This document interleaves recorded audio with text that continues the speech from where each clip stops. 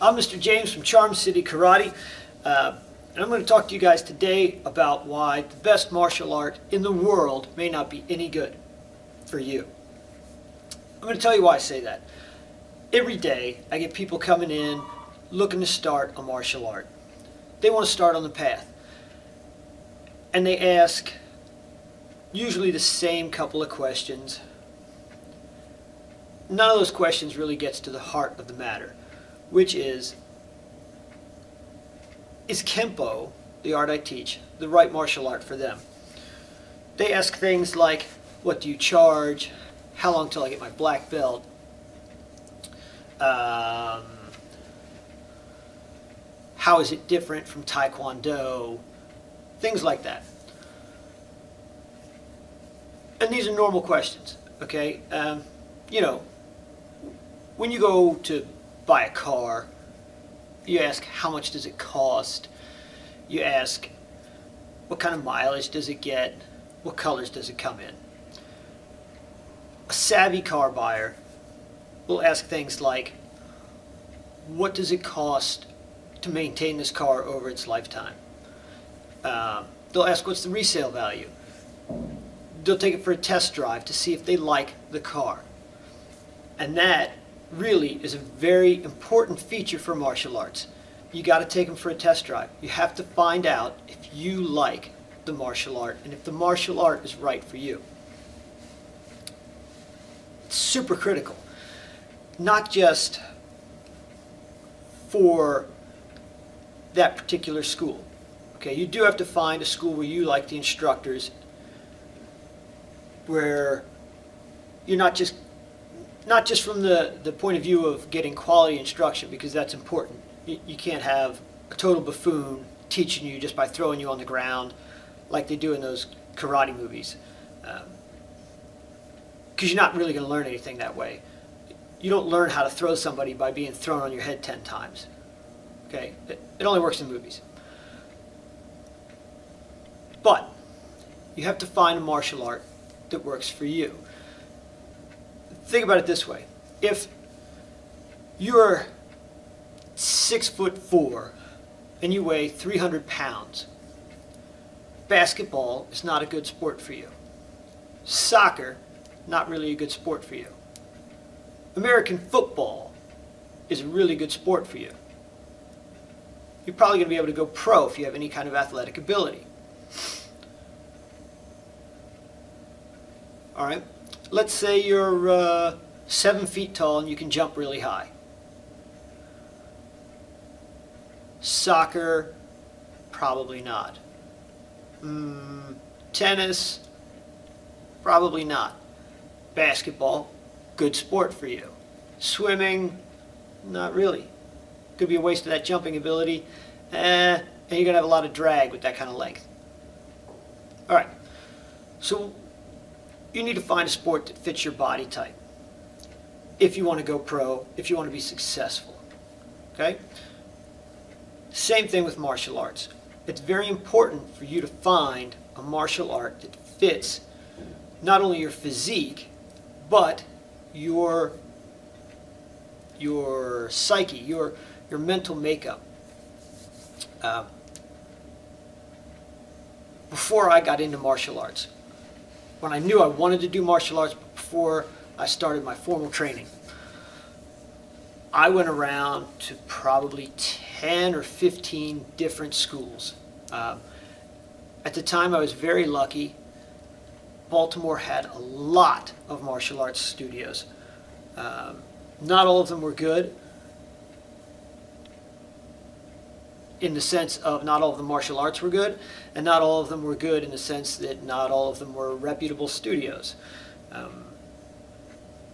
One of them had only been open for about 5 or 6 months. If I remember right, the martial art was called Choi Kwang Do.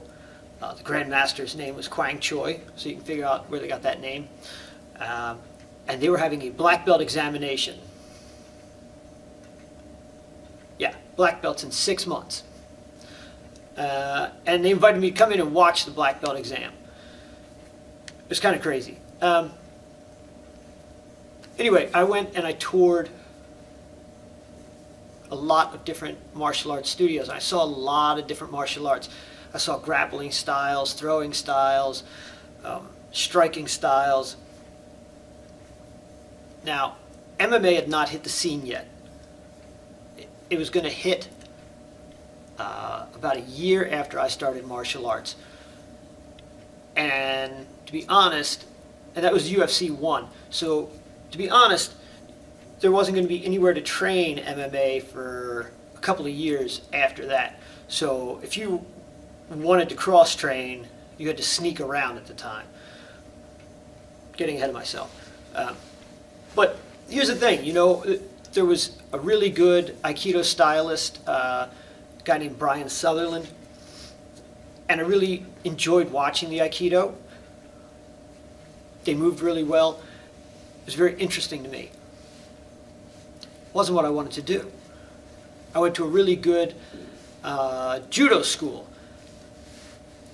The head guy there was John, I can't remember his last name, but if I remember right, he's like 7th or 8th degree, excuse me, black belt.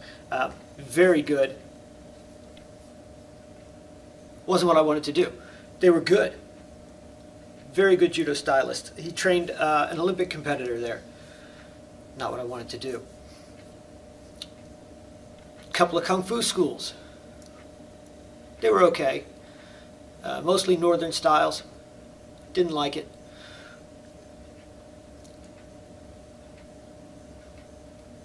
Kept trying, kept looking around.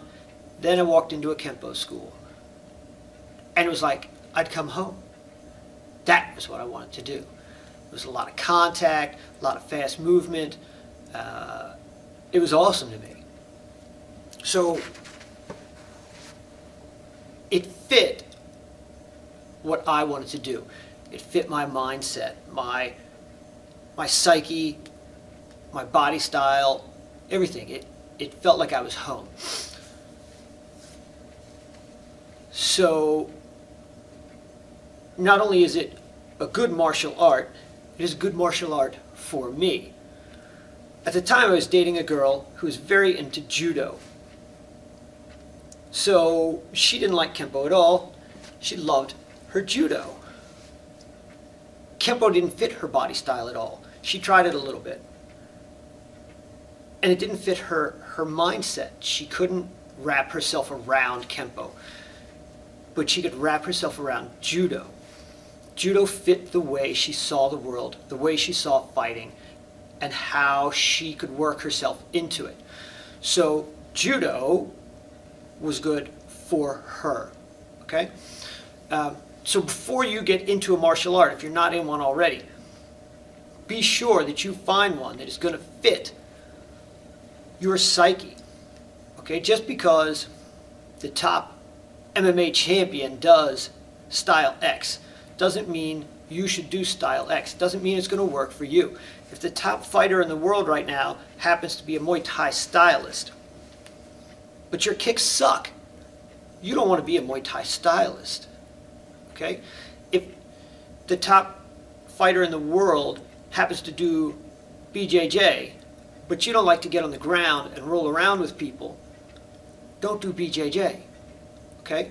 Part of my problem with judo and grappling arts is my personal vision of self-defense doesn't involve willingly getting on the ground on asphalt and rolling around with somebody with all that stuff that is on the ground. Asphalt, broken glass, used condoms, all that crap, and trading blood types with some guy. That's not for me. I'm not saying it's not an effective martial art. You can't watch MMA these days and say BJJ is not effective. Obviously it is. I'm saying it's not a good martial art for me. That doesn't mean I don't train in it at all. It just means it's not for me. Okay? I take from it what is useful, like Bruce Lee said. And that means useful for me. If you don't like the idea of punching somebody, then striking styles are not good for you. It doesn't matter how awesome the striking style is. If you can't stand the idea of punching somebody or elbowing somebody or kicking them, then the striking style is not for you. if capoeira was the greatest martial art in the known universe, but you had zero flexibility, it wouldn't be any good for you. You shouldn't do it. You should find some other martial art. Okay? So you have to find the best martial art for you. There is no best martial art in the world. There is the best martial art for you. And part of that is what works best for your head, for your body, and for your goals. Not everybody is looking for a martial art that is going to help them fight. All right? So one of the first things I ask people when they come in and they say they're looking to train martial arts, I say, what is your goal for your martial arts training? Are you looking to get into shape, become more flexible, lower your stress, self-defense? What are we looking to gain here? If it's for a child, then we talk about discipline, control, focus. What are our goals? If they tell me that what they're really looking for is to get more flexibility and develop their spirituality, I tell them, Kempo's not really good at that.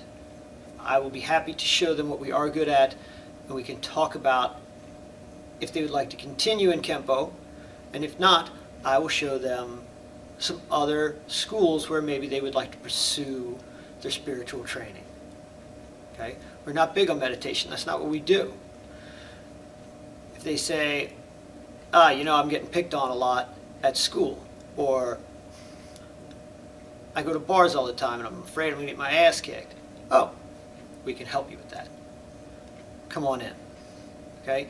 It pays to be honest. There's no point in saying, oh yeah, I can teach you how to do a 360 kick and get all the trophies in the world at tournaments, when you don't teach that.